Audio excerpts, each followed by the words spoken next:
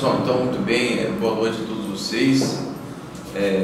Hoje nós vamos então dar continuidade ao nosso curso em 4 aulas aqui sobre o livro Comunismo na Revolução Anticristã para uma Teologia da História, livro do padre Rulli Minvieri, né? Nós estamos trabalhando aqui, então esse livro aqui também está à venda aqui na livraria do Centro Anchieta.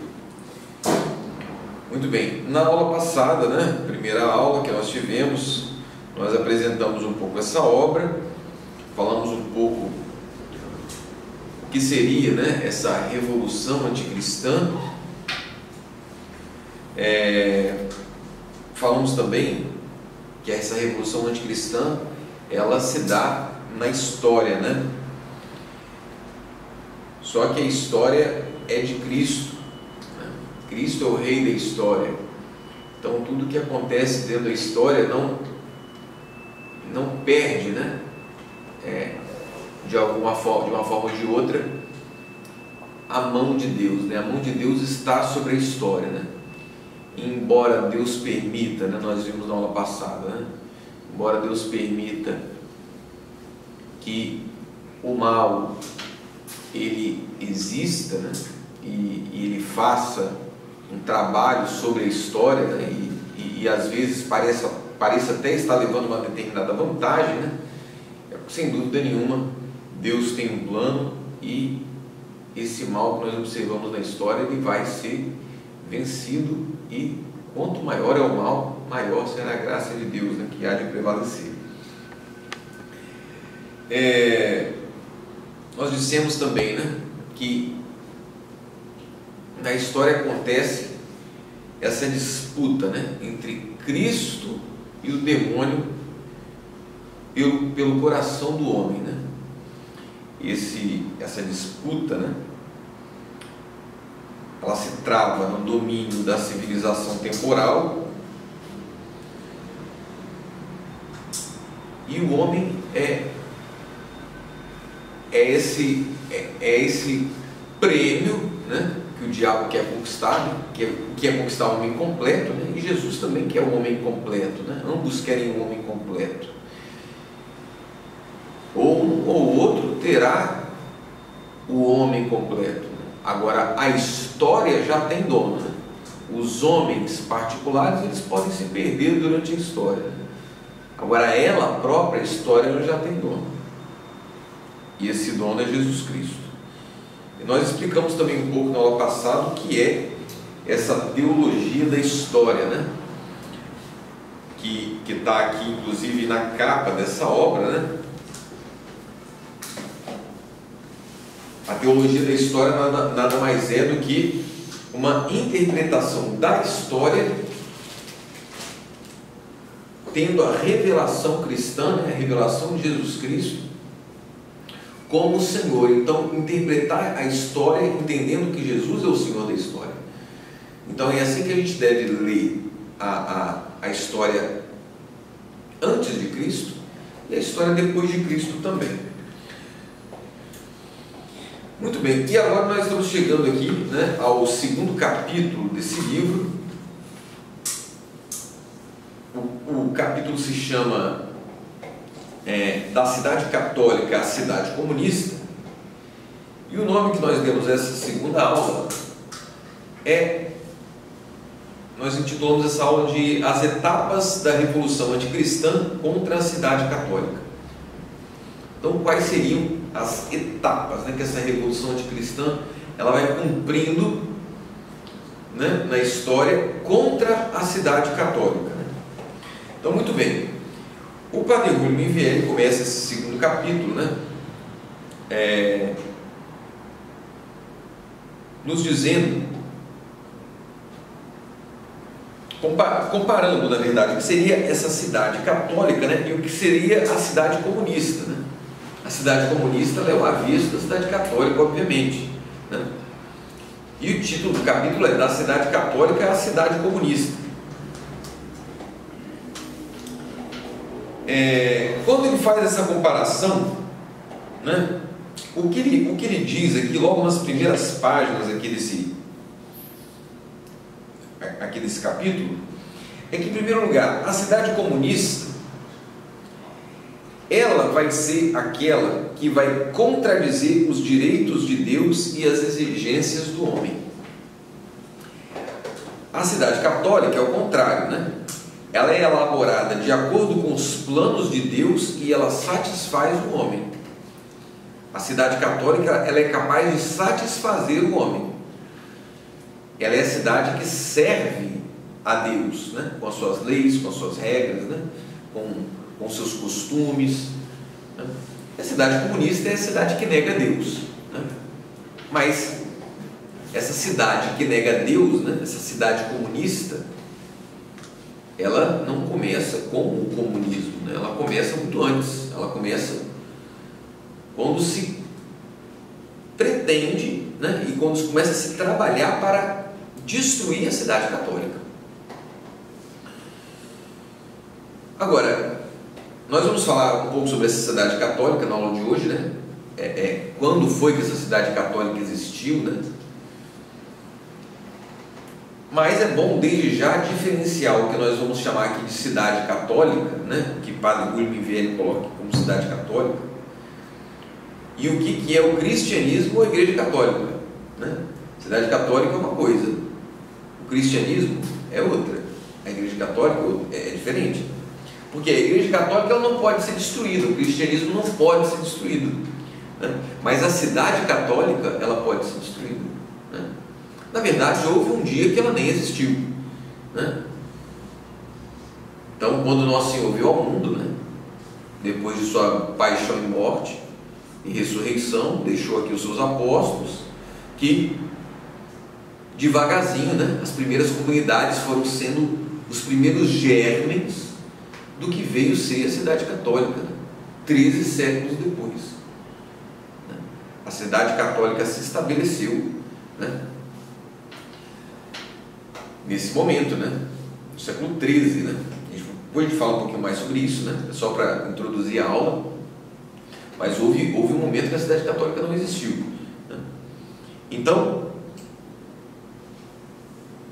a igreja católica, o cristianismo, né? Que na verdade é um sinônimo, o cristianismo é a igreja católica, né?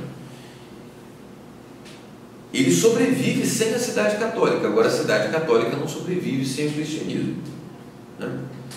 Olha só o que diz Padre Guilherme Vieri, quem quiser acompanhar aí, né, nessa edição aqui esse volume aqui de Edições Virtus, né, na página 50. Ele diz ali, bem no meio da página, né? À luz da cidade católica, vamos estudar a utopia comunista. Estão vendo? Ele vai estudar a utopia comunista à luz da cidade católica. Se você não tiver esse comparativo, né? Se você não tiver com o que comparar, você não vai poder entender, nem doutrinalmente, nem historicamente, o que é o comunismo. O comunismo só vai ser entendido quando comparado à cidade católica.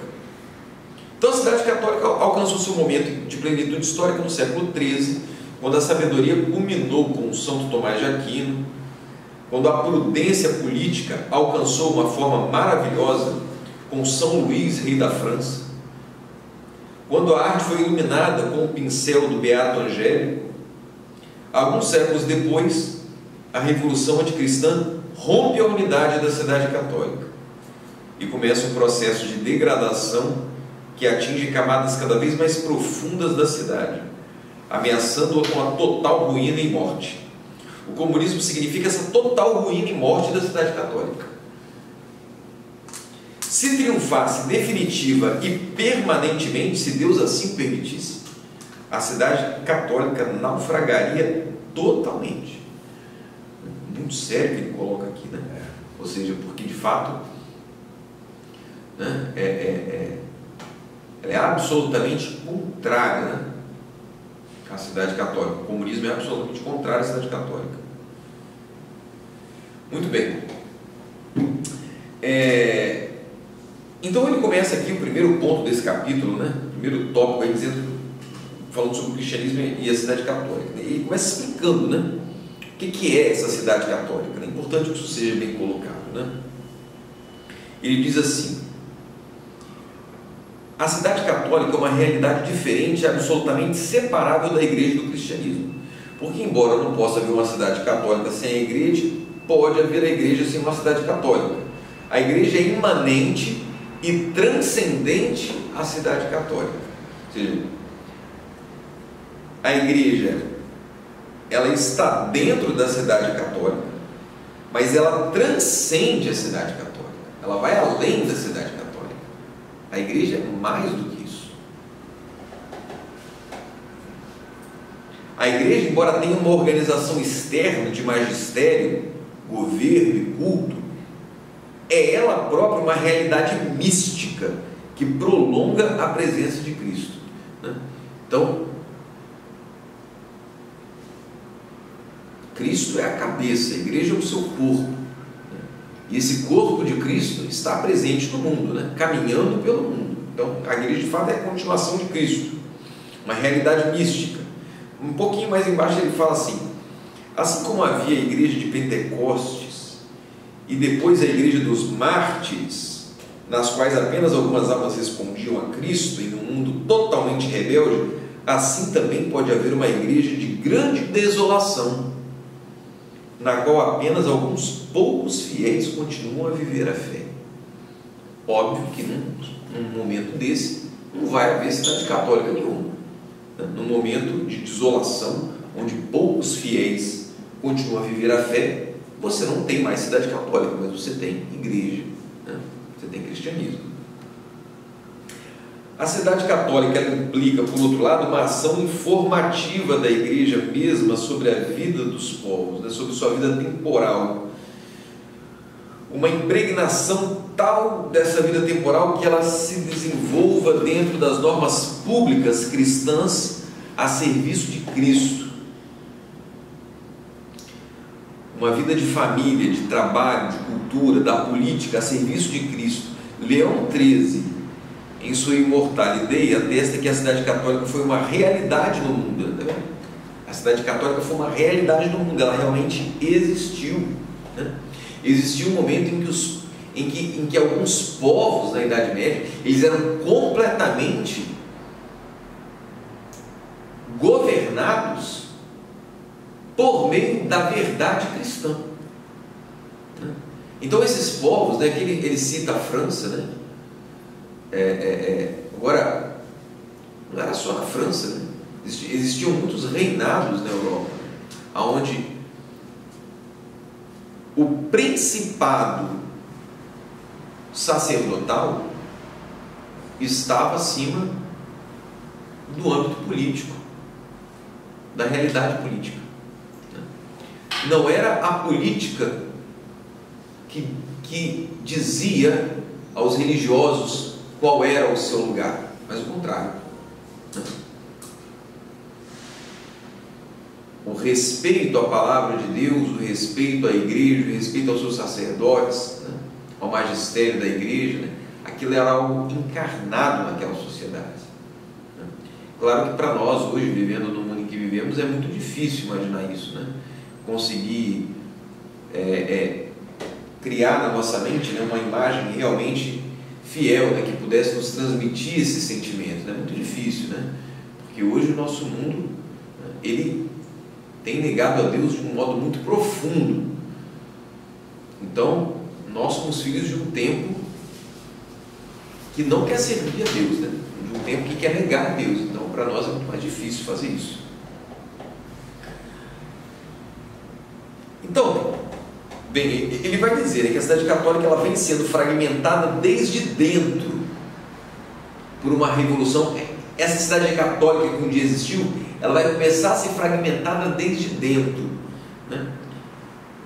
E a partir daí vai se começar uma revolução que ela vai culminar no comunismo. E é um pouco do que ele vai tocar aqui nesse tópico número 2, né? Revolução anticristã contra a cidade católica. Ele diz o seguinte: todas as heresias foram revolucionárias.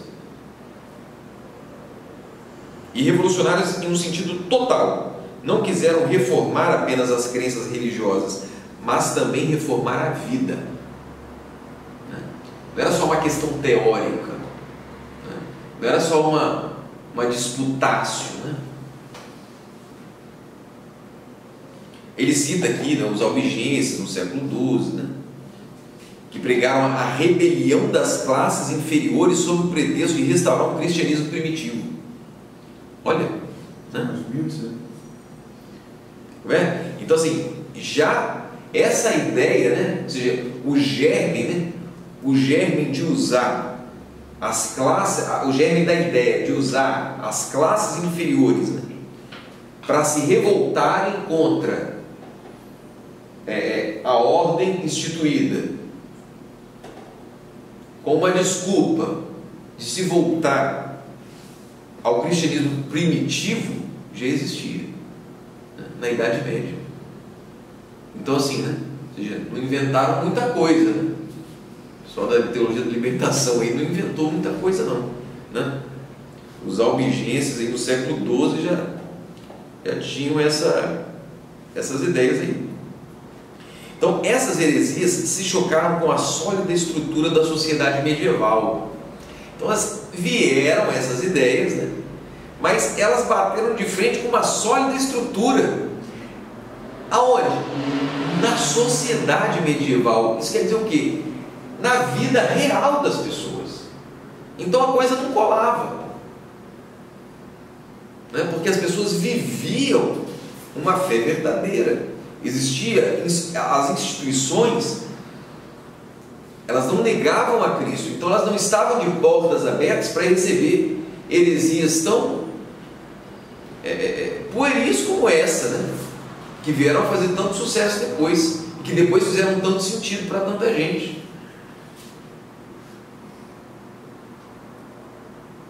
Então, ele diz aqui: uma sociedade fortemente estruturada em instituições sólidas não pode ser derrubada com um único golpe.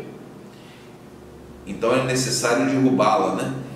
Como? Por meio de uma ação destrutiva dirigida progressivamente contra cada uma de suas partes. Então, obviamente, que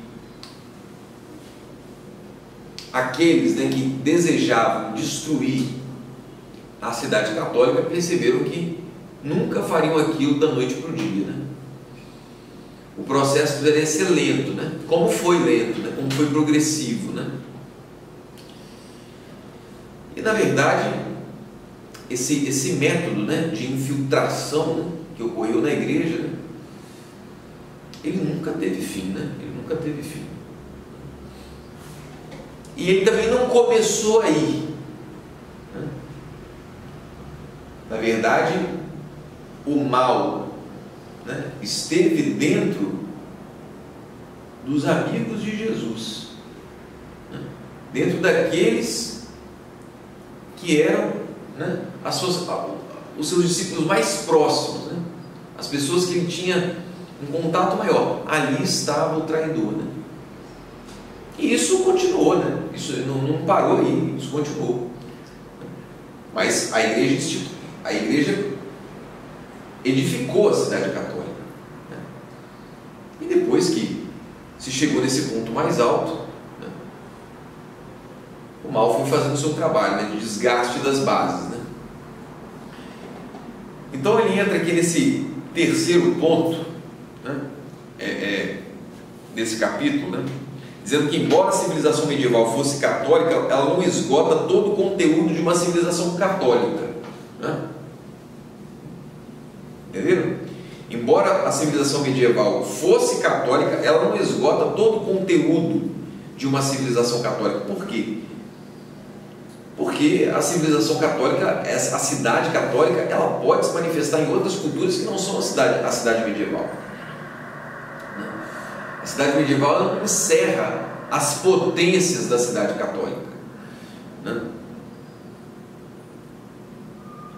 Aí depois ele pergunta aqui, mas seria possível retomar essa cidade católica?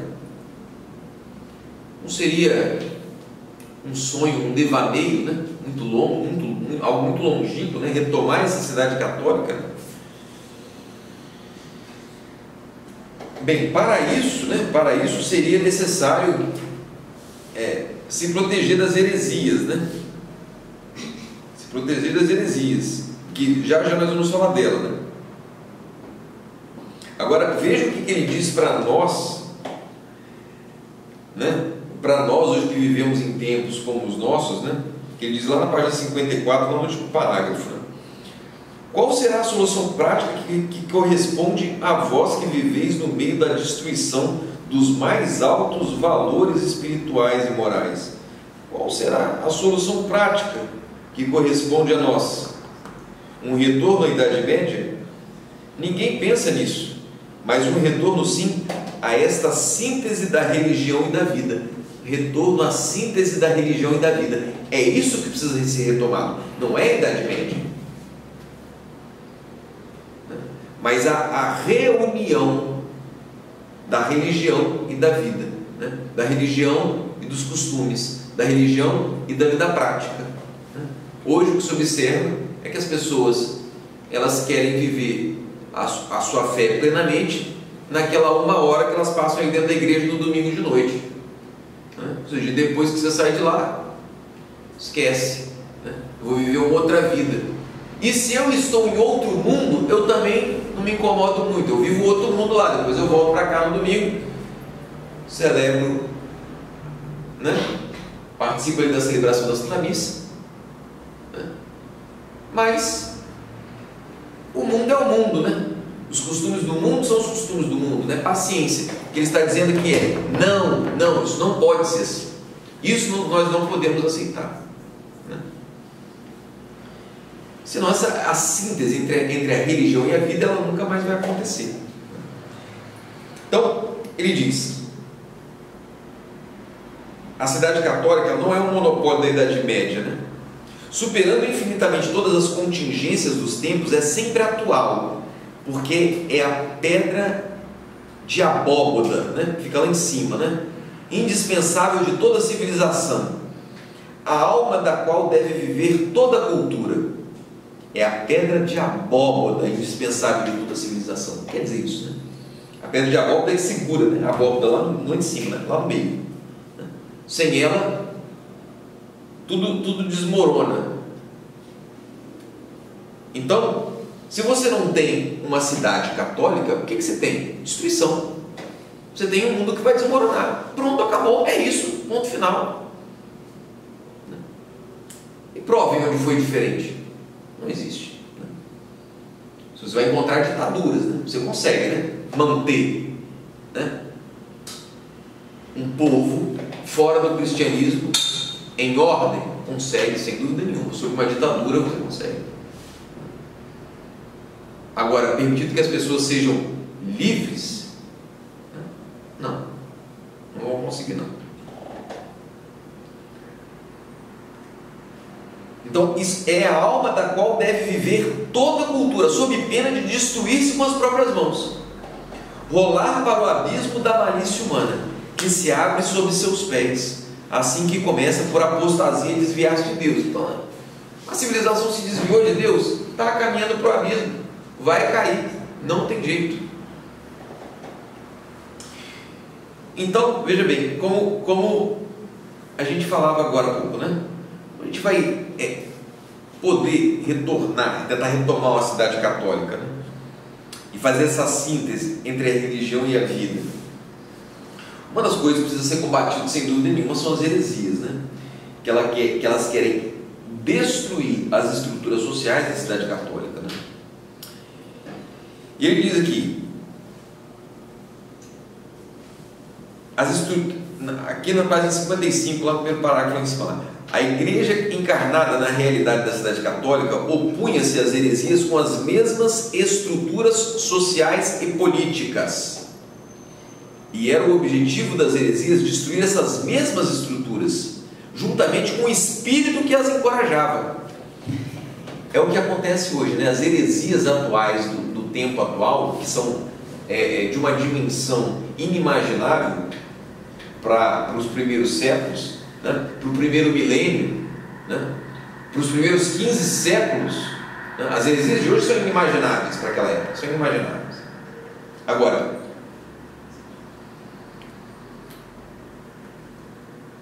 o que ele diz aqui? Que o objetivo das heresias é destruir as estruturas junto com o espírito que encoraja essas próprias estruturas a se manterem, né? A fim de mergulhar o homem em um sistema de desordem que lhe privasse os benefícios da redenção, né? Então, sem isso, o homem está privado dos benefícios da redenção, está perdido no mundo, né? E o inferno faz a festa, né? Então, a cidade católica é o meio natural e normal do homem para viver o cristianismo em sua plenitude.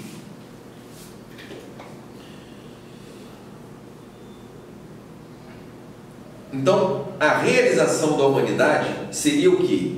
Aceitar os planos de Deus e se conformar aos planos de Deus.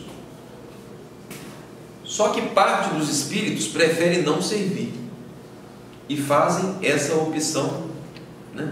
Não servirei, né? É o pecado do orgulho, o pecado da autonomia, né? Não aceitam a sujeição e a obediência, não quer obedecer, né? Quer ser revoltado, quer fazer o que quer viver do seu próprio jeito, né?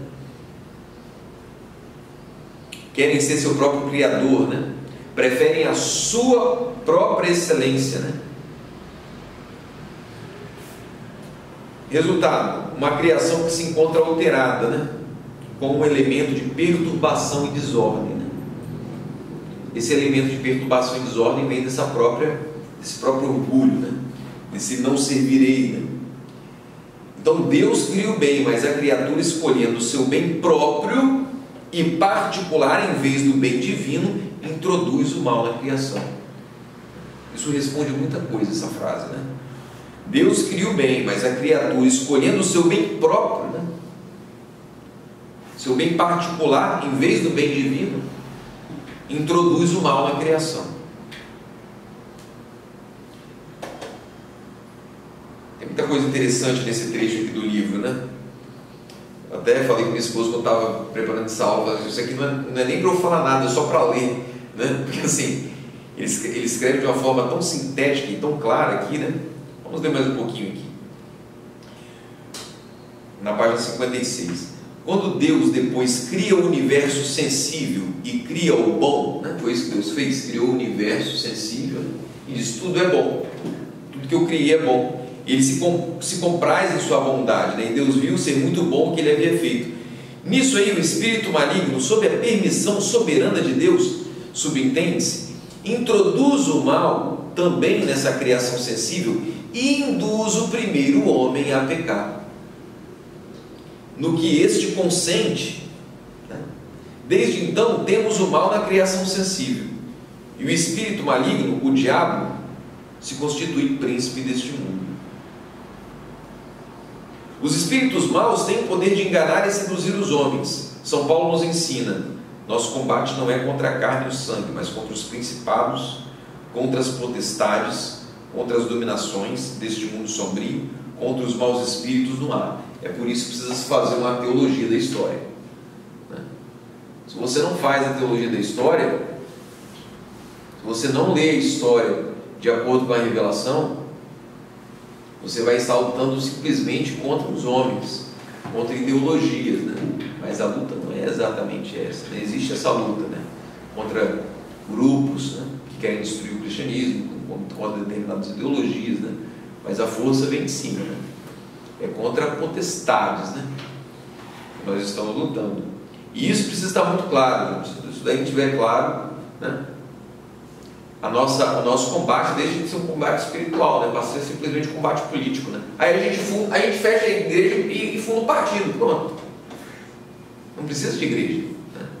Se a gente não quer ter a visão espiritual, tipo, fecha a igreja, funda um partido e vamos lá, ver o que dá, né? Porque a teologia da libertação foi, né? E a gente já sabe qual foi o resultado, né?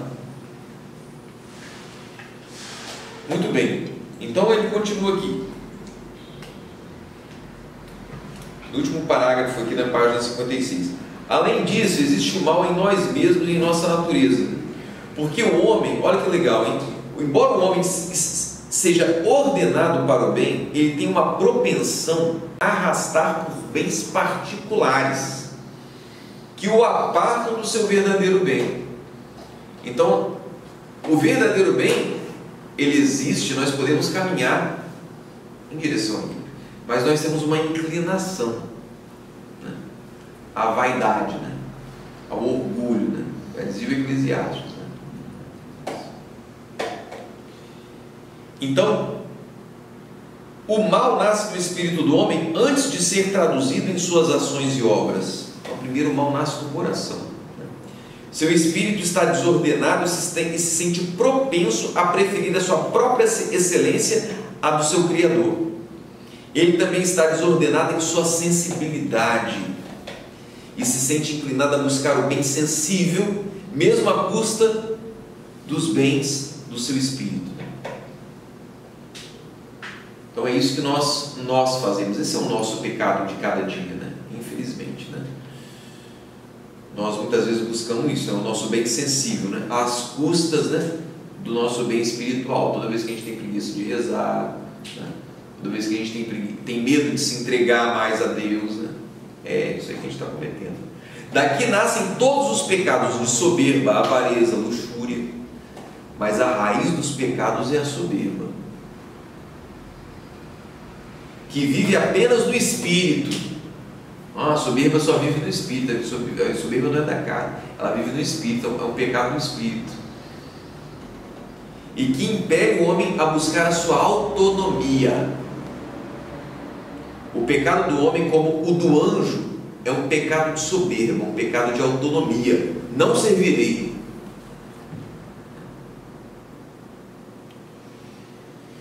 Um pouquinho mais embaixo ele fala assim: o combate de Cristo se prolonga na história, nas almas dos cristãos, se há de cumprir o combate que Deus e seu ungido travam contra o espírito diabólico pela possessão dos homens, né? E o Padre William Vivier, ele fala aqui de um jeito, né, de uma linguagem, eu gosto de ler, né, porque ele traz uma linguagem que hoje é uma linguagem perdida, né? Em grande parte do clero, a linguagem é perdida, né? Repito, né? O combate de Cristo se prolonga na história, nas almas dos cristãos.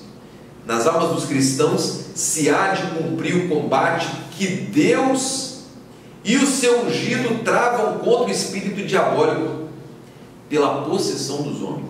Então o espírito diabólico quer nos possuir,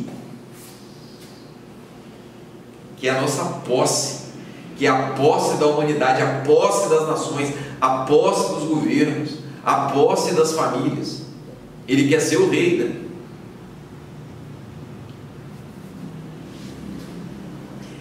Olha que interessante, é uma luta totalitária. É uma luta totalitária. Abarca o homem todo, com tudo que é, com tudo que pode, com tudo que tem. Depois, lá no finalzinho da página, ele diz assim: é por isso que Deus pode permitir que os povos se percam, porque Ele se regozija com o consolo e o gozo de algumas poucas almas que se entregam no mais íntimo de seu ser. Deus se regozija com o consolo e o gozo de algumas poucas almas que se entregam no mais íntimo de seu ser. Isso agrada a Deus, né? Isso sobrepõe as ofensas, né? Deus se agrada, né, com aqueles que se entregam a Ele, né? Mesmo que muitos se percam, né? O diabo, que por outro lado, na medida em que é diabo, é privação de ser, está feito de nada. Então Deus é ser, o diabo é a privação do ser. O diabo te leva rumo ao nada, e ao nada tende, encontra seu gosto aonde? Na quantidade e no exterior. Ele não tem, ele é vazio, né? Ele não tem conteúdo, né? Então ele acha o sentido aonde? Fora, né? No exterior, na quantidade. Ele tende a dominar os povos, mesmo os povos cristãos, em sua condição externa, em sua condição profana, né? Então o que o demônio faz? Ele faz as pessoas desejarem o quê? Né? Os prazeres sensuais, a riqueza, né? Os bens materiais, o conforto, as facilidades, o luxo, né? Os divertimentos, né? A indústria cinematográfica, a indústria musical, né?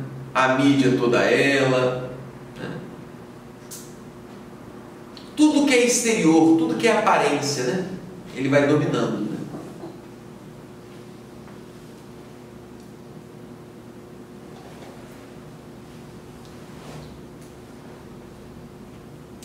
Então veja bem, Deus quer o interior dos homens, né? E é aqui que se forja a cristandade. A cristandade ela precisa ser forjada dentro, não é fora, né?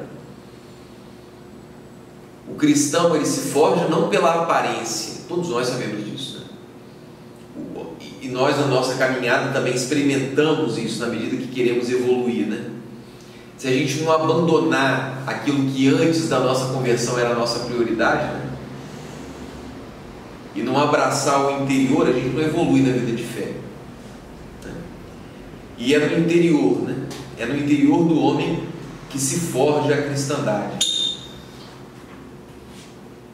E o diabo, né, ele diz aqui também, né, ele tem a intenção de perder as almas, não simplesmente para perder as almas individuais, mas para perder os povos. E em perdendo os povos, fazer com que o homem perca o seu próprio domínio e o seu caminho na história, né?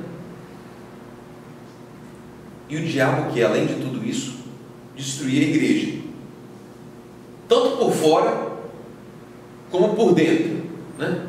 O que é destruir a igreja por fora? Os povos pagãos, né? E a igreja por dentro? Os cismáticos e os hereges. Então, a igreja ela sofre um ataque de fora e ela sofre um ataque de dentro. Ela é atacada por todos os lados. Os pagãos querem destruí-la, né? Desde fora, e os hereges por dentro, como um câncer, né? Vão enfraquecendo as estruturas, né? Muito bem, agora a gente chega aqui, né, no momento crucial aqui da aula de hoje. Na verdade é aonde eu estava querendo chegar. O que nós fizemos aqui foi uma boa introdução para chegar aqui nesse quarto item, né, do capítulo, né? A gente está explicando, estou passando por todos, né? Justamente para a gente ir saboreando, né?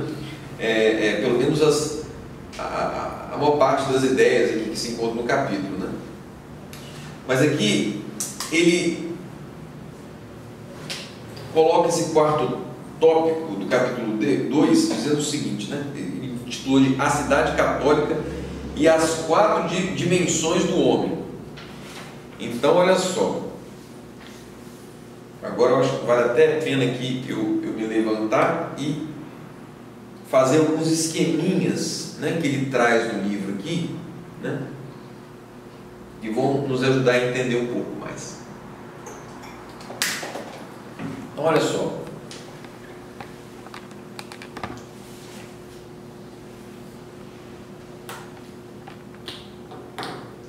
o homem, né, o Padre Júlio Viveri coloca o seguinte, né?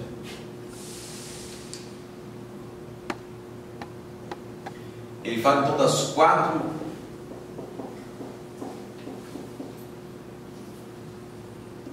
dimensões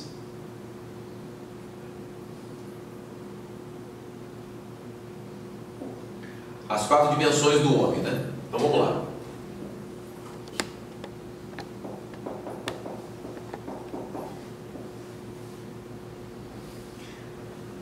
A primeira informação que ele nos traz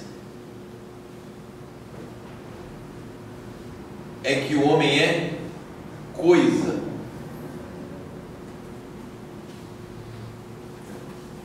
Então, o homem é coisa. E nós somos coisa, nós somos algo, né? Nós temos essa existência coisal, né? Digamos assim, filosoficamente, né? Então, e ele vai falar dessas 4 dimensões, né? Ele vai levar depois, né, para falar sobre as 4 formalidades, as 4 dimensões do homem, vão nos levar a entender as 4 formalidades humanas, né?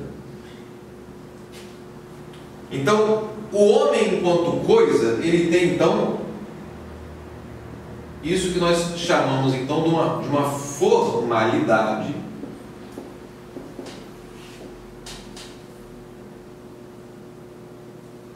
né, coisal. Agora veja bem,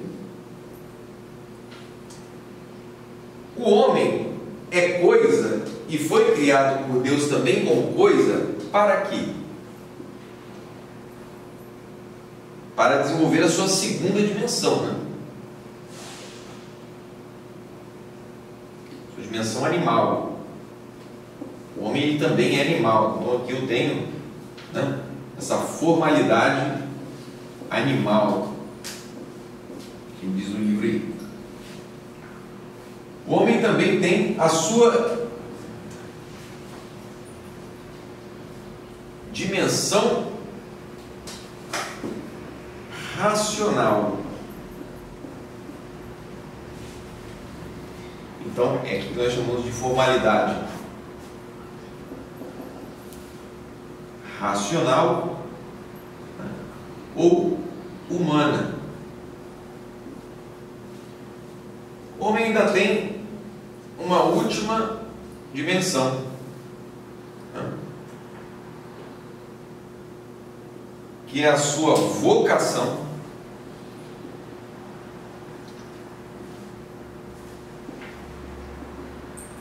à vida com Deus. E aqui nós entramos na formalidade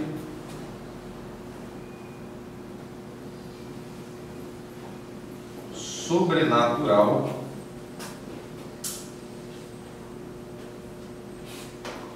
ou divina.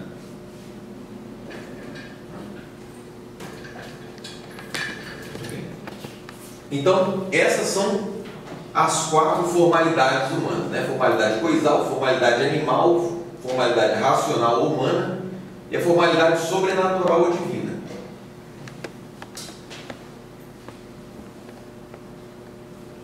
No fundo, né, nós somos coisa para ser animal, né? Nós somos animais para sermos racionais e somos racionais para termos vocação à vida com Deus. Nós somos vocacionados, né, essa vida com Deus. Então ele vai dizer aqui o seguinte, que toda a cultura humana, né, a economia, a política, a moral, é para a comunicação humana com Deus, e tudo mais que existe deve servir para que o homem possa servir a Deus contemplando a sua verdade, né? Então a cultura, a economia, a política, né? Tudo que o homem construir aqui nessa sua vida, né? A arte, todos os seus costumes, né? É para o final, né? O telos, né? O telos do homem é isso, né? A sua comunicação com Deus. Então veja bem, essa formalidade de coisa que o homem possui dá a ele o que Padre Rubem Mivieri chama aqui de sua função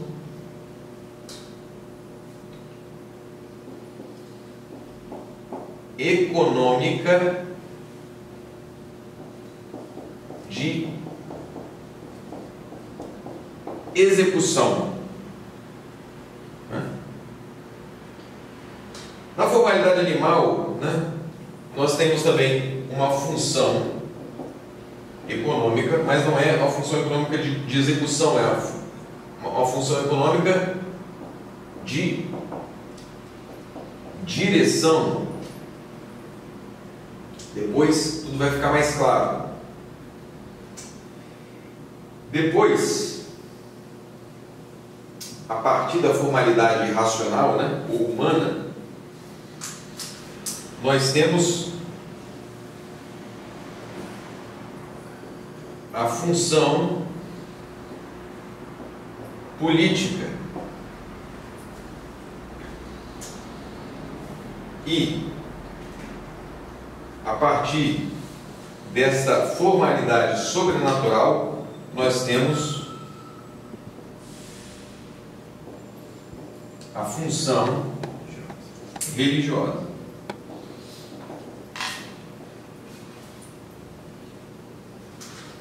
Quem é que vai cumprir essa função econômica de execução?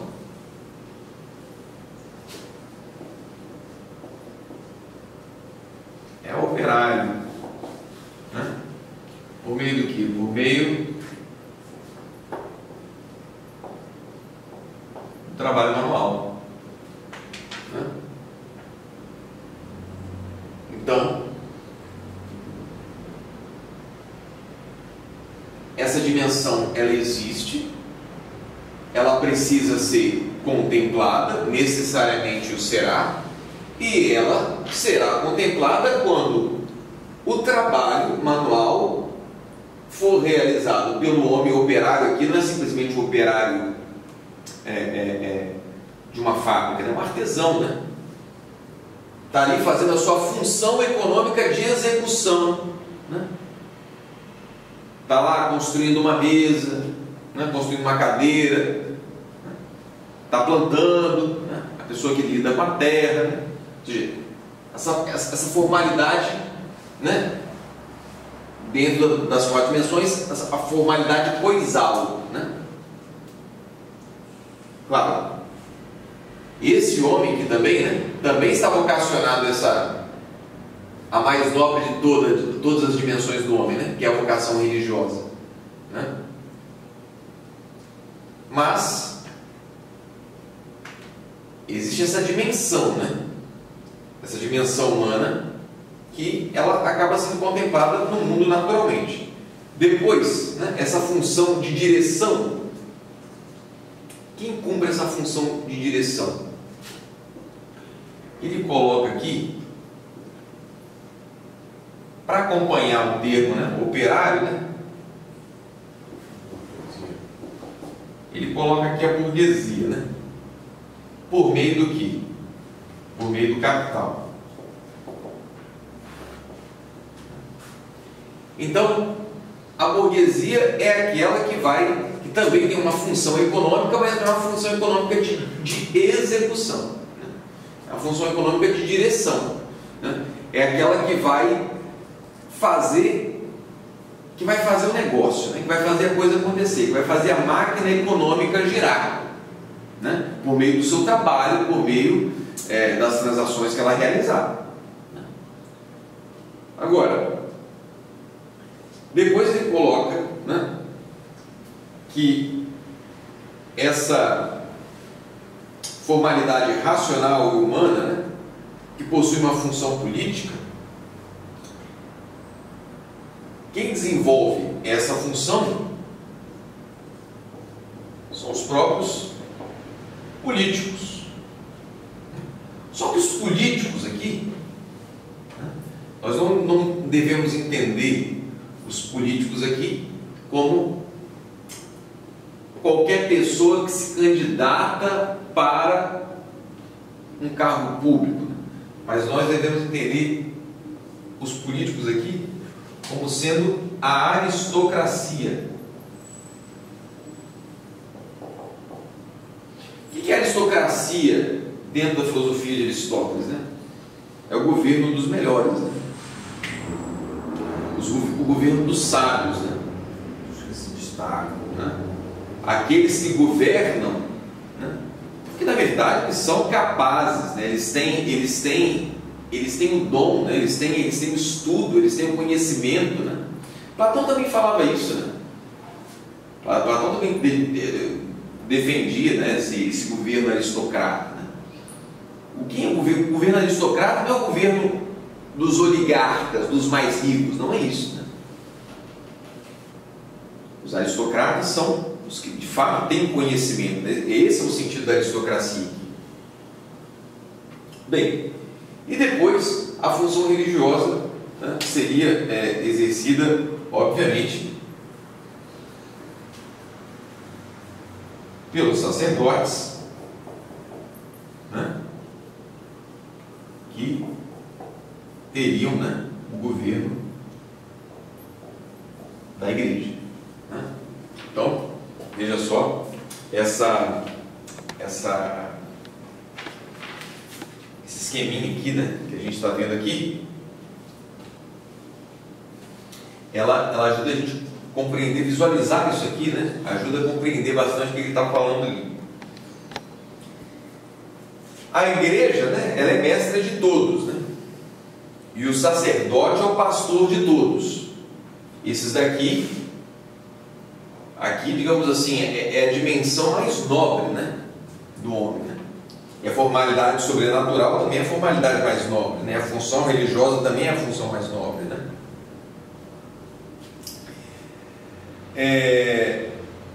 A aristocracia, como eu disse, é o governo dos virtuosos, né? E os políticos são responsáveis por uma convivência humana virtuosa.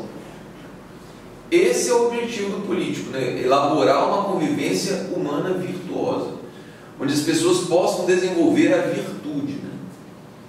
Na escola, o que é que as crianças precisam desenvolver? Conhecimento de matemática, de física, de geografia. Sim, mas em primeiro lugar, a virtude. Né? Porque se ela não for virtuosa, né? Então os planos políticos de educação, né, deveriam passar todos por meio da virtude. Né? E obviamente que eles deveriam ser virtuosos, os políticos precisariam ser virtuosos. Né?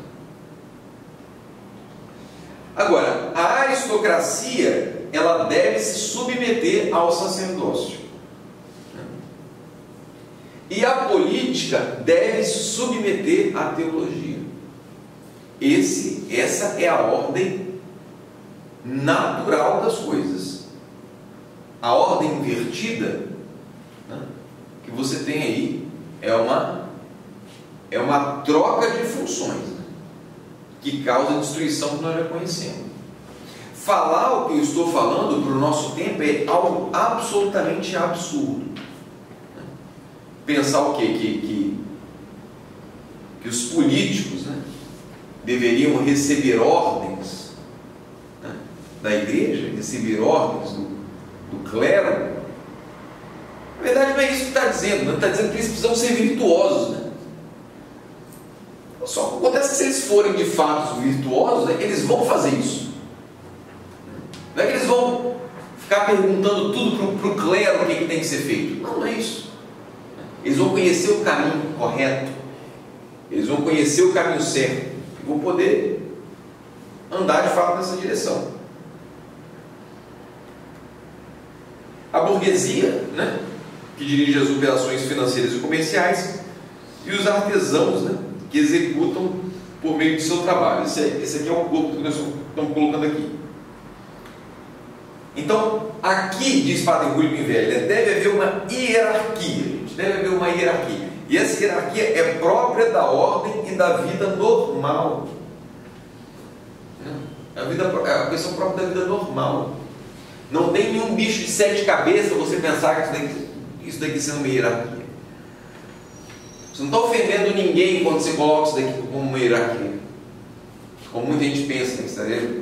Está insultando, né? Está insultando o operário, né? O burguês vai achar que está sendo insultado pelo político, e o político vai achar que está sendo insultado pelo sacerdote.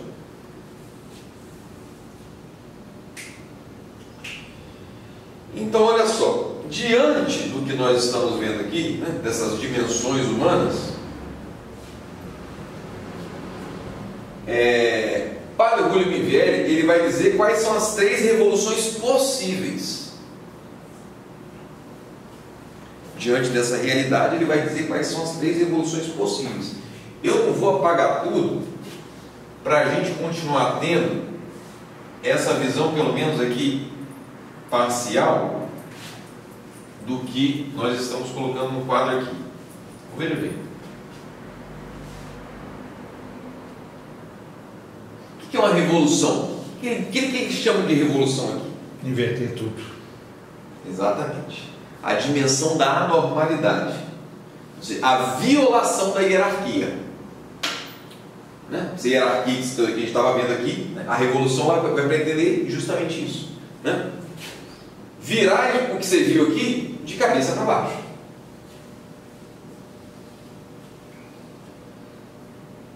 Você rompe a unidade, se você rompe a unidade, induz a morte. Né? A desagregação do uno no múltiplo. Né? Eu costumo quando às vezes estou dando aula para os meninos, mostrar isso aqui para eles. Né? Quando você tem uma ideia de Deus acima de todo mundo,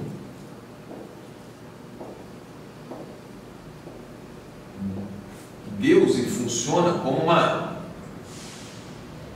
âncora, né? para todos. Né? Deus funciona como uma direção, um caminho de unidade. Né? Agora, quando você retira esses personagens, eles não vão caminhar para o mesmo lugar, cada um vai para um lado, a coisa vai enlouquecer. Não tem mais direção. Então veja bem, a primeira revolução que ele diz que é possível,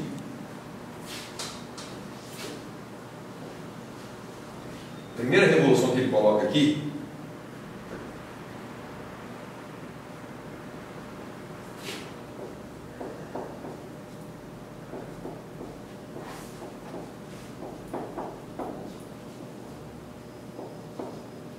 é a revolução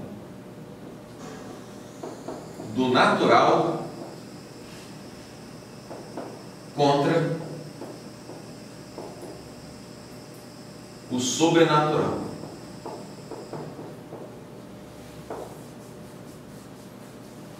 Essa é a primeira revolução. É a revolução da aristocracia política que está aqui contra o sacerdócio. Essa é a primeira revolução. É a revolução da política contra a teologia. E quando é que isso acontece? Quando é que essa revolução aqui acontece? No Renascimento.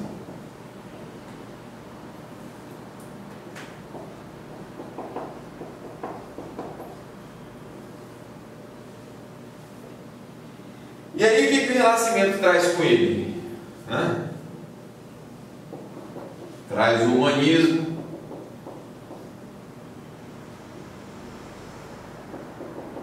o racionalismo,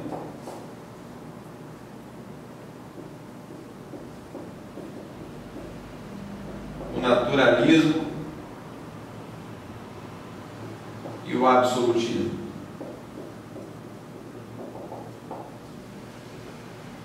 E aí, eu achei muito legal o que o padre William Velho colocou a esse respeito, que ele vai dizer o seguinte, né? Que o humanismo que o Renascimento traz, na verdade, é o fim do homem. Que o racionalismo, ele vai culminar onde? No fim da razão. Né? Aonde? Em Kant, em Nietzsche. O naturalismo vai se transformar o quê? No sofrimento da natureza, que se vê logo depois. O absolutismo no fim da monarquia. Ou seja, e tudo isso foi gerado, né, não para se tornar fim de nada. Então assim, o Renascimento em momento nenhum acreditava que essa época, né, não acreditava, obviamente, de que o resultado do humanismo, né, seria o fim do homem, né? Mas foi o que aconteceu, né? Por que a gente diz isso, né? Porque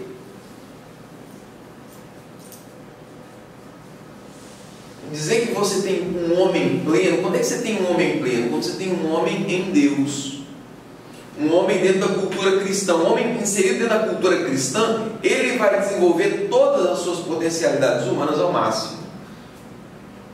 Agora, quando ele quer se desgarrar, quando ele não quer mais servir, quando ele só quer servir a si, o que ele vai encontrar é a sua própria destruição. E eles achavam, né, que o homem, abandonando a Deus, né, abandonando a religião, abandonando os dogmas, né, medievais da igreja, então se chegaria a um homem emancipado, né? Não se chegou a um homem emancipado nenhum, né? Se chegou a um caos total, né? O racionalismo é a mesma coisa, né? As ideias de Descartes, por exemplo, né, de criar um pensamento que fosse seguro, né? Que a razão poderia nos guiar, né, por caminhos seguros, né? Ela e unicamente ela, né? A razão de Kant nos levou à razão de Kant, que decretou o fim da metafísica. E no final você tem o Nietzsche, no final do século XIX, gritando lá que Deus morreu, escrevendo aqueles livros lá que ele escreveu. No século XIX você tem Freud, você tem Karl Marx, né? Você tem Feuerbach, você tem no século XIX, que vão ser os frutos do racionalismo. Muito bem. E qual é então, né, a segunda revolução, né? A segunda revolução possível, né?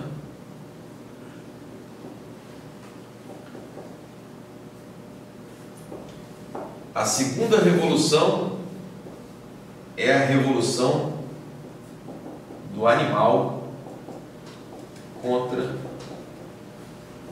o natural. Então aqui, essa revolução do animal contra o natural é aqui, né? Aqui a burguesia, com seus interesses econômicos,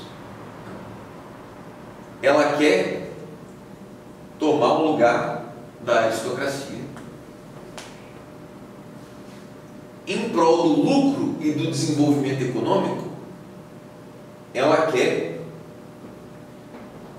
tirar do governo aqueles que são virtuosos, aqueles que são bons, aqueles que de fato têm capacidade para fazer o trabalho político. Bota os peixinhos deles lá. Então, essa aqui é uma revolta da burguesia contra a aristocracia, uma revolta da economia contra a política. E essa revolução, ela vai ter a sua expressão maior onde? Na Revolução Francesa.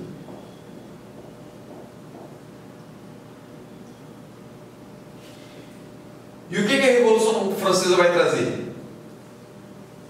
Vai faltar espaço no quadro.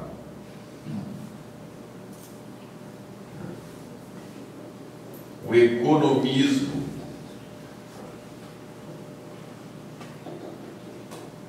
o capitalismo, o positivismo,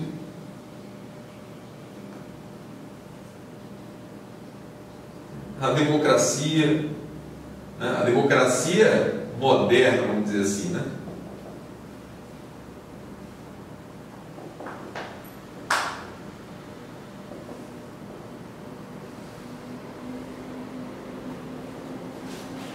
O que é o economismo? O economismo é a busca pelo lucro. O economismo está ligado estreitamente ao capitalismo, está ligado estreitamente ao liberalismo. É você não mais buscar ser bom, ser virtuoso, é você buscar ser rico. O positivismo é o quê? O positivismo é o desenvolvimento da ciência a um nível, né? Buscar o desenvolvimento da ciência, buscando adorar a ciência e colocar a ciência no lugar da igreja, e colocar os cientistas no lugar dos santos. Na verdade, foi isso que Augusto Conte fez, né? Augusto Conte inaugurou uma religião, a religião positivista, né? Uma figura muito esquisita, Augusto Conte, né? Ele era apaixonado por uma mulher casada, né? Ele colocou a estátua dessa mulher casada no altar da igreja, né? Ela era a deusa, né? A deusa que, né? Como se fosse assim, né? Na Revolução Francesa, né? Eles cultuavam também a deusa razão, né? Foi mais ou menos com esse, né? Com esse intuito que ele colocou na igreja dele aquilo que seria a amada dele, aquela mulher casada, né? E ao redor, né? Ao redor da igreja, né? Ele colocava figuras, né? Como Galileu, né? Copérnico, né? No lugar dos santos, né? Então assim, são os novos intercessores, né? E quando eu vejo hoje em dia as pessoas falarem esse viva a ciência que eles estão dando hoje aí, né? Então estava falando, viva a ciência, né? Viva os cientistas, né? É como se isso, né? Hoje, né? A pandemia ela trouxe um louvor à ciência. As pessoas estão louvando a ciência, louvando os cientistas, né? Botando a mão na caixa. Eu vi repórter fazendo assim, né? Botando a mão no caixote, né? Cheio de vacina dentro, né? Com as cargas chegando no aeroporto. Olha, estou tocando a vacina. Nossa, como se estivesse tocando algo sagrado, né? Essa adoração, né, que nós temos também aí, que as pessoas têm, né, com relação às tecnologias todas, né? Quando você vai a um shopping center, né, e você vê as vitrines, né? Aquilo são, digamos assim, os novos objetos de adoração, né? O Santíssimo está lá sozinho, né?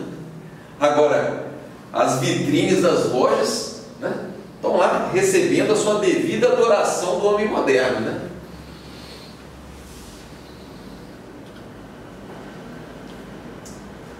Então veja bem,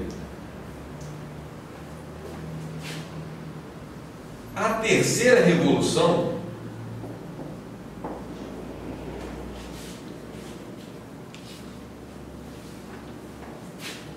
é a revolução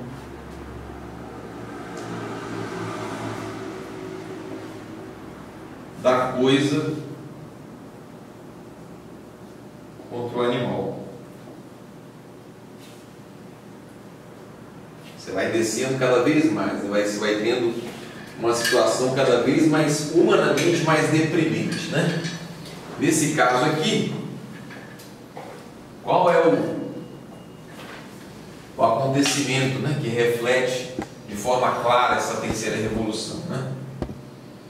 Ele diz que não é outra senão a revolução comunista.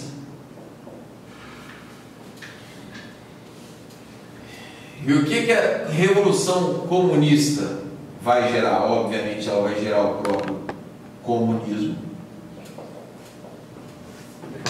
Ela vai gerar o materialismo dialético.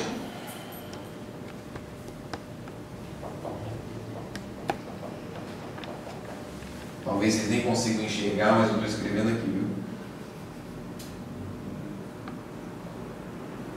A guerra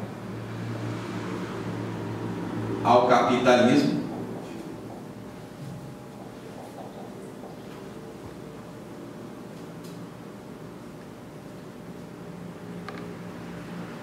e a guerra à burguesia.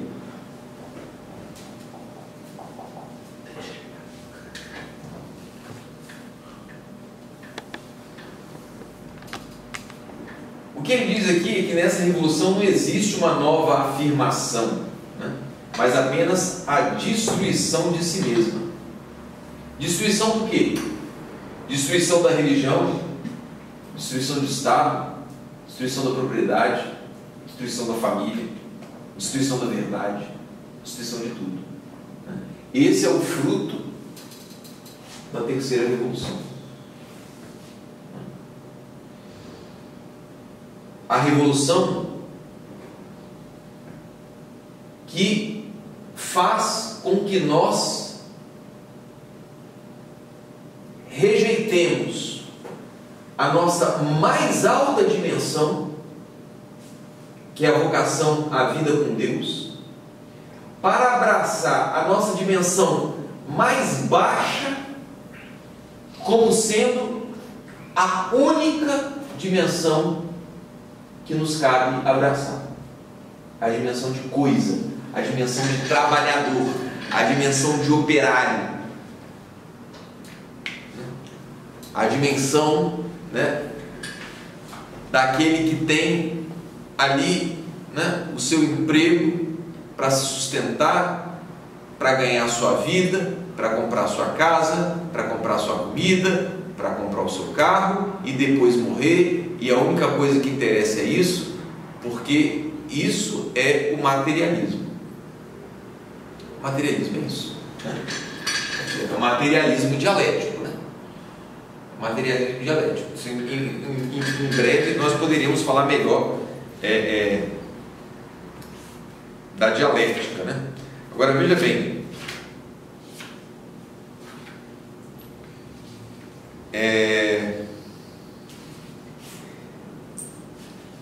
Como a gente já está mais avançado, eu até gostaria assim, de falar das outras revoluções um pouco mais, falar um pouco mais de cada uma, mas eu acho que eu me estenderia muito se eu fizesse isso.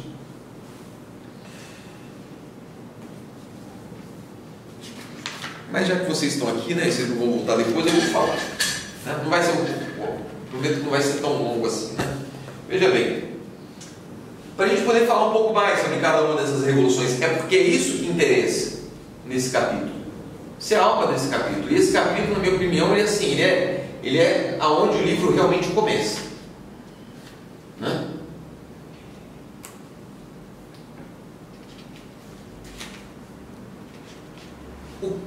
Ali, o que foi aquela cultura absolutista? Veja, isso aqui, gente, são as etapas, as etapas da Revolução Anticristã. E essas etapas é que precisam ser lidas de acordo com a teologia da história. O que foi a cultura absolutista? A cultura na qual os príncipes não reconhecem mais o direito, mais direito do que o capricho de sua vontade. É isso. O único direito que os reis absolutistas enxergavam é o cumprimento dos seus desejos, o cumprimento das suas vontades.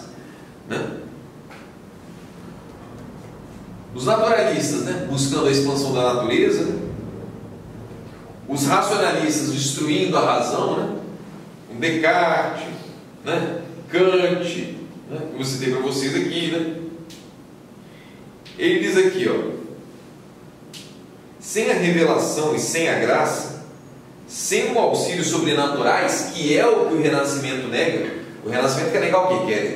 Quer negar a graça, quer negar os auxílios sobrenaturais. O humanismo faz isso, o racionalismo faz isso, o absolutismo, o naturalismo. Sem os auxílios sobrenaturais, o homem vai se degradando, irá descendo a graus cada vez mais sub-humanos de condição.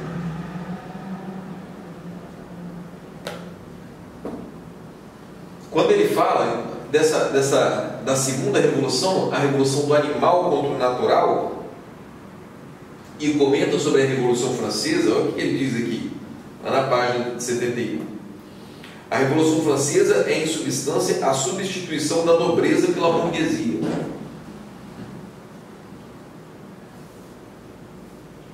O Renascimento é a substituição do governo da igreja pelo governo dos nobres.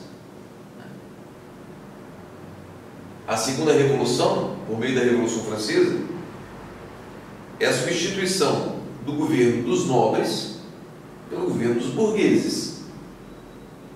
É a substituição da política pela economia. É a substituição do humano, porque aqui é humano. O humano contra o divino. E aqui é o animal contra o humano.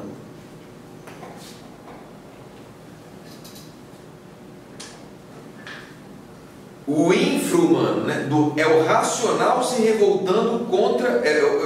É a troca do racional pelo animal. É o animal se revoltando contra o racional. É o romântico se revoltando contra o clássico, né? É a democracia se revoltando contra o absolutismo.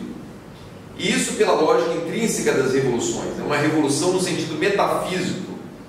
É uma rebelião do inferior contra o superior, para fazer o inferior prevalecer. Isso que é uma revolução, né? No sentido metafísico. Então, se você for olhar o que é uma revolução no sentido espiritual, é isso que você precisa enxergar. O inferior, né, se rebelando contra o superior e querendo prevalecer sobre ele. O anjo contra Deus. E o anjo contra Deus. É isso aí. Daí o materialismo do século XIX, né? Não resta ao homem senão limitar-se a verificar os eventos e colecioná-los. É o que se faz aqui, né? É o que os cientistas a partir de agora fazem, né? A partir desse momento para frente que vão fazer, né? Verificar os eventos, colecioná-los, né? Em enciclopédias mil, né? Vamos dizer assim, né? Então é aí que se abre, né? É aí que vai se abrir a era da economia, né? O século XIX, ele fala que é um século essencialmente economista, né? De expansão industrial, comercial, financeira, né? O fato de ser economista exige que se debilite a força política e que se dobre as exigências econômicas, né? A política deve se dobrar à economia. A gente vê isso, a política do nosso país é uma política desse jeito. É uma política que serve a economia, e não é a economia que serve a política. Não se pergunta se o povo está sendo bem governado ou não. Se o povo está, digamos assim, vivendo em ordem ou não. A questão é, o PIB cresceu quanto? Né? A economia, como é que está né? A volatilidade da moeda, né? Como é que está o risco do país diante do cenário internacional, né? Qual é a capacidade de consumo do povo, né? Essa é a pergunta, né, que se faz hoje no Brasil, né? Então assim, essa é a primazia do político. E eu vou ler a frase inteira aqui para não ficar fio, né? O fato de ser economista exige que se debilite a força política e que se dobre as exigências econômicas, assim como na era anterior a primazia do político significou a anulação cultural do sacerdócio como valor dominante, né? E assim, com efeito, a política perde a sua antiga eficácia, com a consequente concepção de soberania popular patrocinada por Rousseau e praticada em seguida a partir do domínio burguês sobre a autoridade do Estado. A gente colocou aqui, ó, nasce a democracia, né? A democracia como a gente conhece, né? A democracia, ela acaba completamente com essa dimensão racional humana da lida política, aonde você busca por meio da política a virtude. Isso acaba, você desce um nível. Por quê? Porque na democracia o político, seja ele qual for, seja ele liberal, comunista, de esquerda, de direita, ele precisa agradar o povo. E para agradar o povo, ele vai ter que descer o nível. Para ser eleito pelo voto da massa, pelo voto de uma grande parte da população que sequer é alfabetizada, ele vai ter que descer o nível. Ele vai ter que prometer muita coisa, né? Ele vai ter que fazer dancinha na televisão, ele vai ter que, né, descer de qualquer sentido mais nobre que ele tenha, né, que ele nutra nele mesmo. Ele vai ter que descer, porque ele vai ter que ganhar o carinho do povão. E obviamente, sem contar as incursões econômicas, né, aí no meio. Então, com efeito, ele diz aqui, né, a economia é economista, né? Essa é dessa segunda revolução, né? É inevitavelmente invertida, ela se consome para produzir mais. É o que a gente vive, né? Consome para produzir mais, se produz mais para vender mais e se vende mais para lucrar mais. Isso é economia economista, né? Isso é o que nós vivemos hoje, né?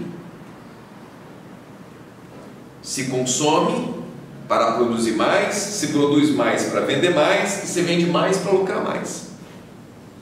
E o que seria então um cenário que não tivesse essa perversão que eu estou apontando agora? Ele diz logo embaixo, né? Quando a reta ordenação exige que as finanças e o comércio estejam a serviço da produção. A finança e o comércio que é feito, o mundo das finanças, ele deve estar a serviço da produção. E não dos banqueiros do lucro. E não do consumo. E não do consumo.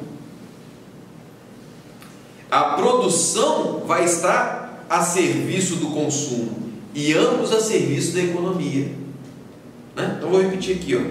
As finanças e o comércio a serviço da produção, a produção a serviço do consumo e ambos a serviço da economia. E a economia, por sua vez, a serviço da política. A política, por sua vez, ao serviço do homem. E o homem ao serviço de Deus. Isso é o modelo da cidade católica, né?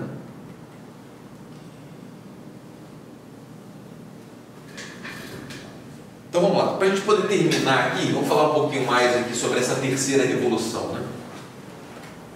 Que ele coloca aqui na página 73, né?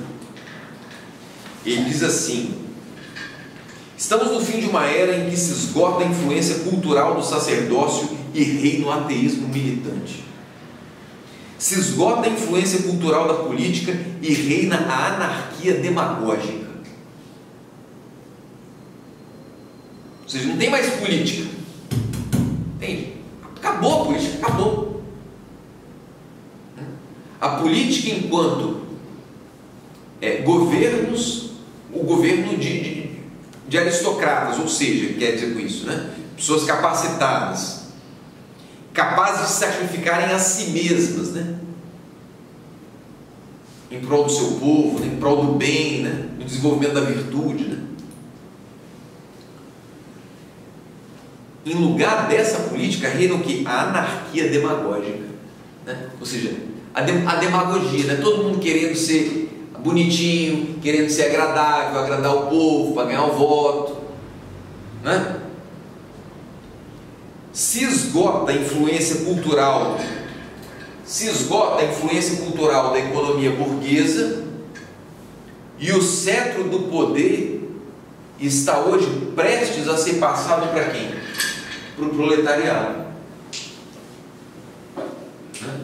A inversão final.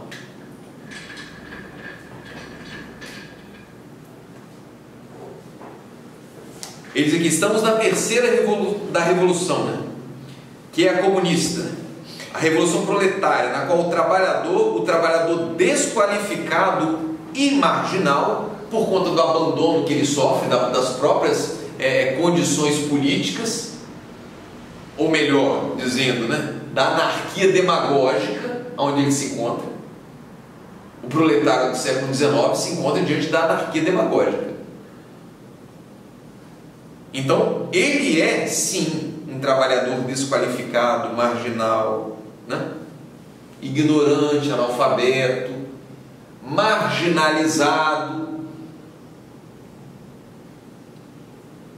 que é incitado a desbancar o burguês, o político e o sacerdote.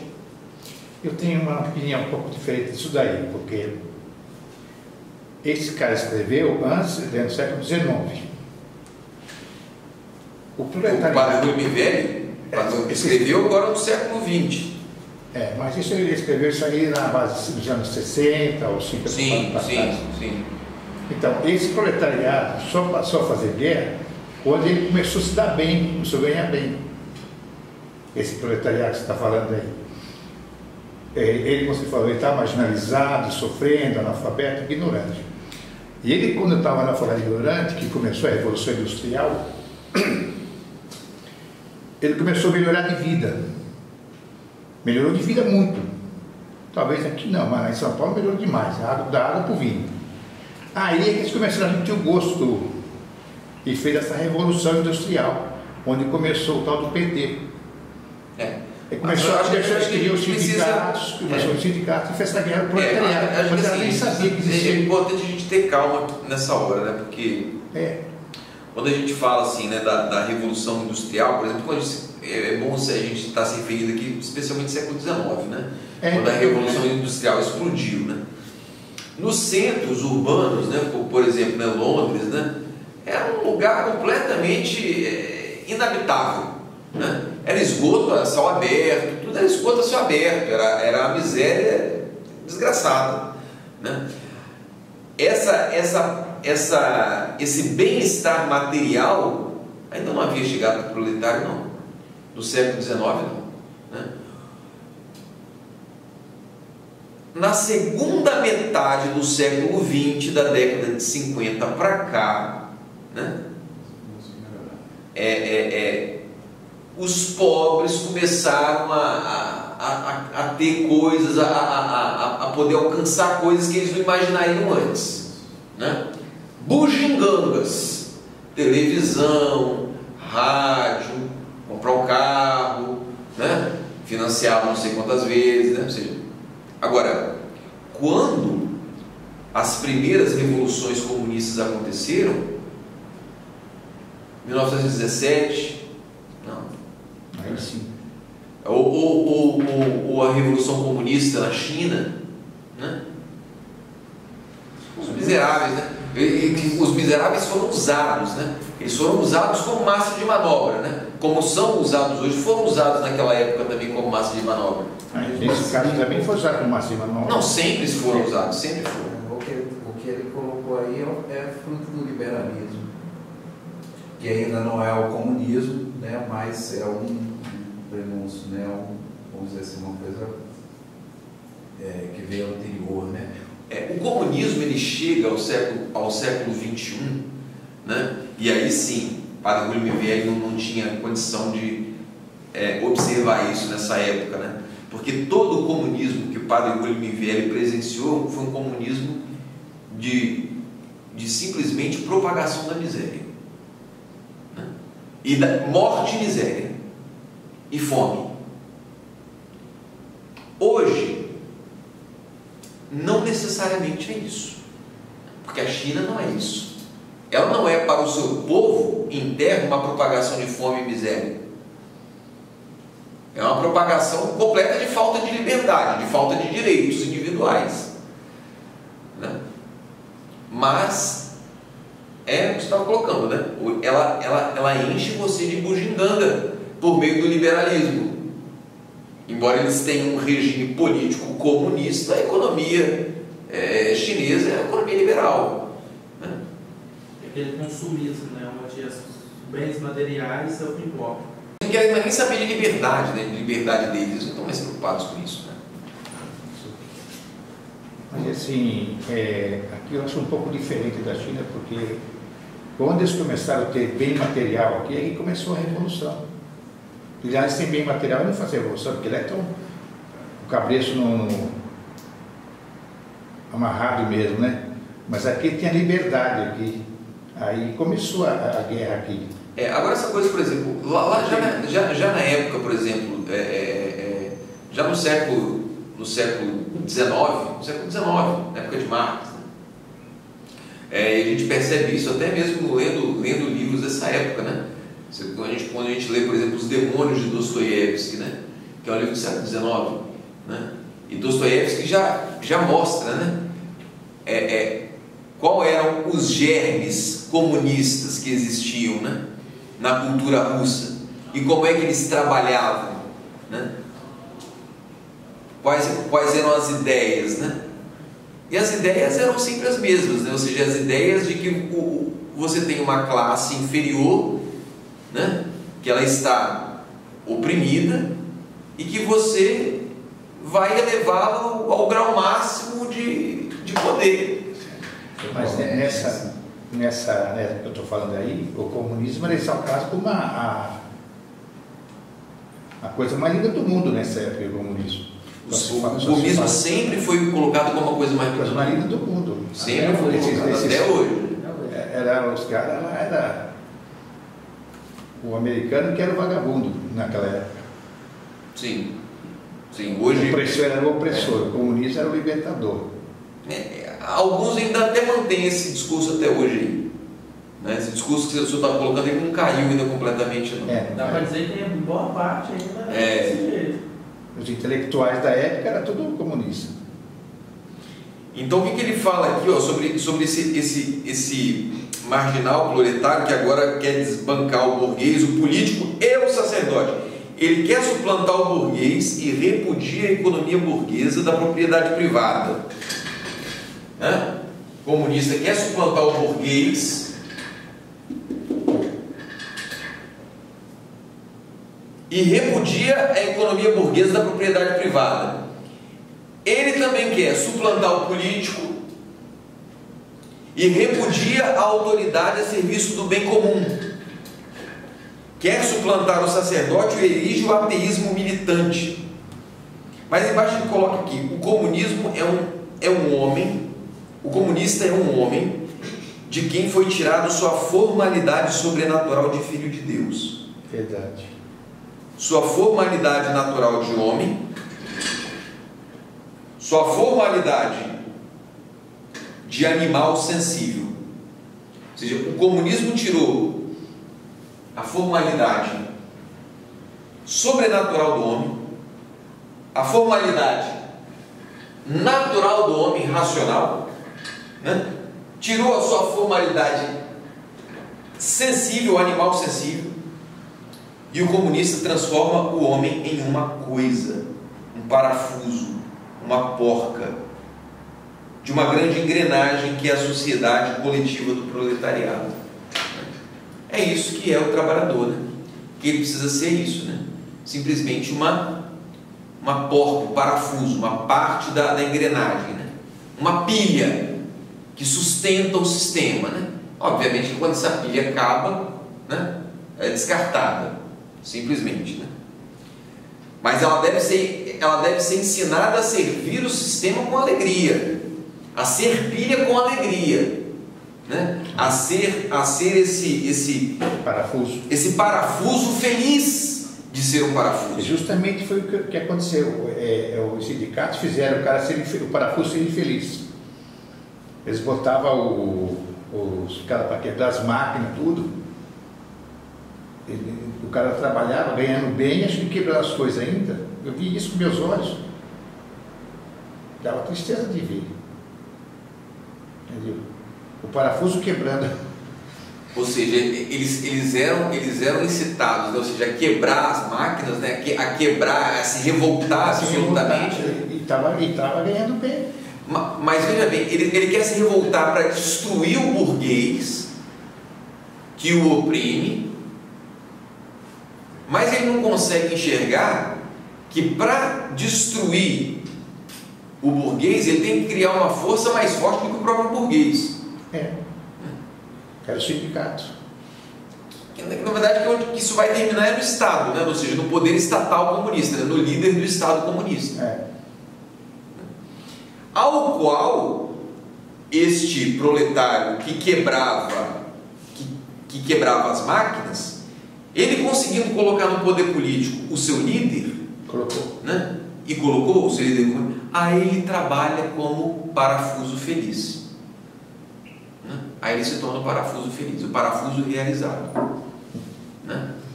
Masoquista. Sem nenhuma dessas formalidades que o senhor acabou de falar, né?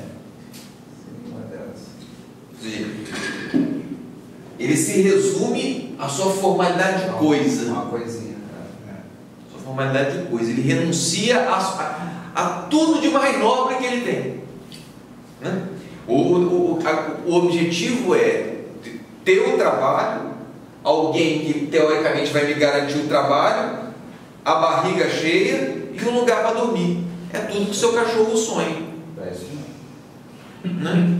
Tudo que o seu cachorro sonha: uma casa, um sexo, né? Uma caminha, comidinha na latinha, a ração diária. Beleza, acabou. Não precisa de mais. Ok. E pensa que nunca vai morrer. Deus não existe. Não foi isso que ele aprendeu? Não foi isso que ele aprendeu? Deus não existe. Deus é ilusão, né? A única coisa que existe é isso aqui, isso é o mundo material. Então, se eu de fato tenho para comer, tenho onde morar, então tá bom demais, né? Então ele diz aqui, para a gente terminando aqui, esse comunista é algo que caminha para o nada. E assim o comunismo é em suma a deificação da realidade que tende ao nada. Ele repete depois embaixo, né, nesse último parágrafo aqui, né, do item 8, na parte 74. O comunismo tende ao nada, ao puramente informe. O cidadão comunista, ele não tem forma, ele é informe, ele não tem opinião, ele não tem voz, ele não tem desejo, não tem nada. Ele é o parafuso do sistema. O comunismo tende a ser qualquer coisa sob a mão todo-poderosa da ditadura do proletariado. Esse poder colossal esmaga o homem e o transforma em uma engrenagem, em um maquinário também colossal. O homem perde sua condição de filho de Deus. Meu, como isso é forte! O homem perde sua condição de filho de Deus, feito à imagem de Deus para contemplar a Deus. Perde isso. Ele perde sua condição racional de senhor e dominador da natureza. Perde também sua condição animal, feita para desfrutar os prazeres sensíveis, né? Ele renuncia, ele aceita seu parafuso, né? É o coletivismo, é o espírito coletivista. O homem torna-se unicamente uma coisa útil, que se usa ou se joga fora, conforme exija a conveniência do grande maquinário coletivo. O homem perdeu o seu destino. O homem perdeu o seu destino na história. Ele perdeu a sua mão na história. Ele perdeu a sua direção, a sua autonomia direcional, né? A caminhada que se poderia construir.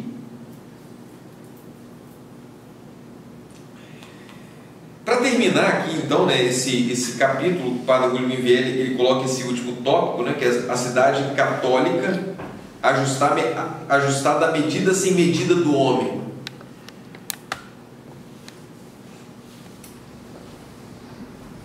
Ele diz aqui: em que consiste essencialmente uma cidade católica? A cidade católica é uma ou são várias? E nesse caso, com diferenciação de espécie ou de indivíduo? Que possibilidade e probabilidade existem para que renasça em plenitude? A resposta certa ou errada para cada uma dessas questões guiará uma reta ou desviada filosofia ou teologia da história. A história é o cumprimento singular da vida dos povos e dos indivíduos, né? O singular não admite nenhuma multiplicação ou repetição. Se história é história, o é de um ser que se desenvolve historicamente. História é isso, história é desenvolvimento, né? Não existe história de algo que é estático.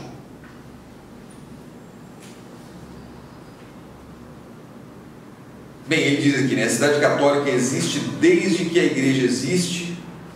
A cidade católica pode conhecer um estado embrionário. Olha que interessante. A cidade católica pode conhecer o estado embrionário, e ela conheceu um estado embrionário na incipiente cristandade, né? Que entrou no Império Romano, né? Conheceu o seu estado de floração, montou a civilização medieval, mas também teve agora um estado de declínio, né? De raquitismo, que ele coloca aqui.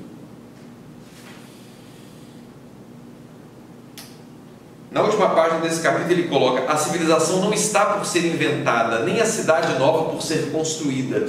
Ela existiu e existe. É a civilização cristã, é a cidade católica. Então a civilização não está por ser inventada. Errados estão aqueles que querem inventar uma nova civilização, que querem se matar de ler, de estudar, de pesquisar e de gerar conhecimento com a finalidade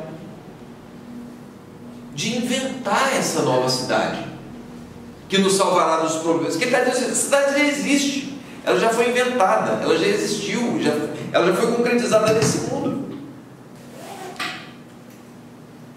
Mas o naturalismo, o liberalismo e o comunismo ameaçam arruinar essa cidade católica completamente.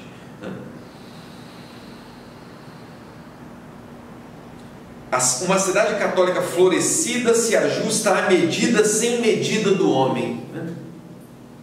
Somente uma cidade que leve em conta todas as aspirações que Deus colocou no homem, aspirações sem medida, já que em última instância o impelem a Deus, que não tem medida, apenas assim, não? Uma cidade que leve em conta todas as aspirações que Deus colocou no homem pode ser uma cidade verdadeiramente e plenamente católica.